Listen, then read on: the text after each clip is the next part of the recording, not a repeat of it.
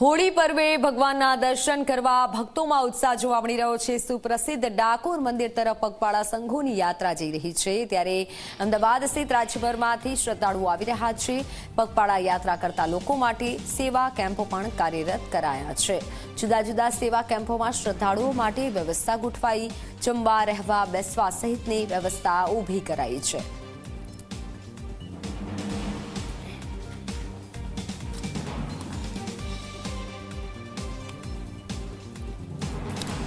ત્યારે ડાકોરમાં અત્યારે ભક્તોનો ઉત્સાહ જોઈ શકાય છે, માહોલ જે જામ્યો છે। ડાકોરથી મારી સાથે મારા સહયોગી બંસી જોડાઈ ચૂક્યા છે। બંસી, હા, ડાકોરમાં કેવો માહોલ છે? કેટલા ભક્તો ઉમટ્યા છે હોળી રમવા માટે?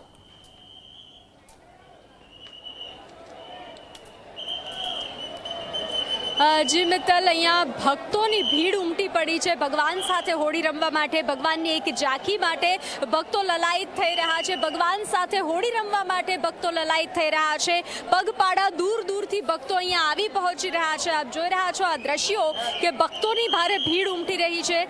જે રીતે દરેક લોકો પોતાના નાના નાના બાલ ગોપાલ સાથે પણ આવી રહ્યા છે, પરિવાર સાથે, પોતાના માતા પિતા સાથે, બાળકો સાથે અહીંયા ભગવાનના દર્શન કરવા માટે આવી રહ્યા છે। જે રીતે ફાગણ સુદ પૂનમનો આ પર્વ, ધૂળેટીનો પર્વ, જ્યારે હોલિકા દહન કરવામાં આવે છે અને અસત્ય પર સત્યનો વિજય થાય છે, એક શ્રદ્ધાનો વિજય થાય છે, એક વિશ્વાસનો વિજય થાય છે, એ દિવસ ત્યારે ડાકોરમાં અત્યારે ભક્તોની ભારે ભીડ ઉમટી પડી છે અને ભક્તો ભગવાન સાથે હોળી રમવા માટે લલાયત થઈ રહ્યા છે। આપ દ્રશ્યો જે રીતે જોઈ રહ્યા છો, મંદિર પ્રશાસન જે છે તેનું કામકાજ પણ ખૂબ જ સુંદર જોવા મળી રહ્યું છે।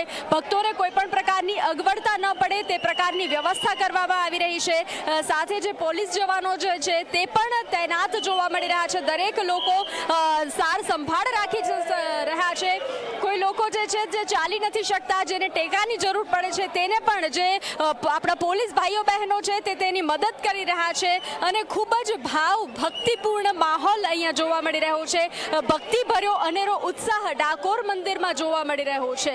અત્યારે આજના દિવસે જે આવતીકાલે ગ્રહણ છે તો તેને લઈ અને આજના દિવસે ભગવાનની ઝાંખી માટે ભક્તો આવી રહ્યા છે।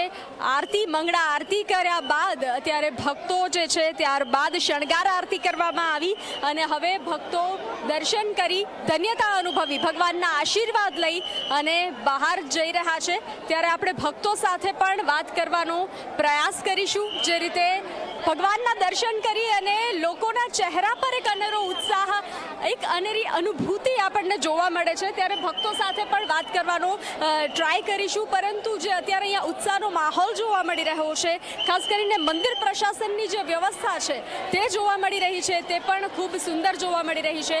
આપણે ભક્તો સાથે વાત કરવાનો ટ્રાય કરીશું। મંદિર પ્રશાસનમાંથી?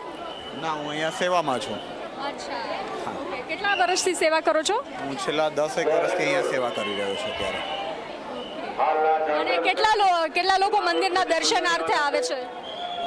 હાલ અંદાજે 13 થી 14 લાખ પબ્લિક આવતું હોય છે પૂનમના દિવસે। અત્યારે પ્રશાસનની વ્યવસ્થા એટલી સારી છે, પ્રશાસનના વ્યવસ્થાને લીધે ઓલમોસ્ટ અત્યારે 4 થી 4.5 લાખ પબ્લિક ઉપર દર્શન કરીને અત્યારે નીકળી ગયું છે। તો દરેક લોકો અત્યારે સેવામાં પણ જોડાઈ રહ્યા છે। આપણે વાત કરીશું દરેક ભક્તો સાથે। કેવું લાગી રહ્યું છે ભગવાનના દર્શન કરીને? કેવા લાગ્યા? સરસ લાગ્યા ભગવાન। તમને કેવું લાગ્યું? સરસ।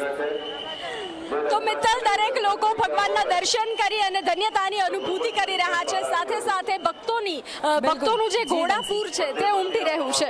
બિલકુલ જી બંસી, આભાર માહિતી બદલ। ત્યારે અત્યારે ભક્તોનું ઘોડાપુર ડાકોર ખાતે ઉમટ્યું છે અને આપ જુઓ કે પદયાત્રી જઈ રહ્યા છે ડાકોરમાં હોળી પર્વે। જો કે આવતીકાલે ચંદ્રગ્રહણ પણ છે અને જેથી આજે હોળીનો પર્વ મનાવવામાં આવી રહ્યું છે।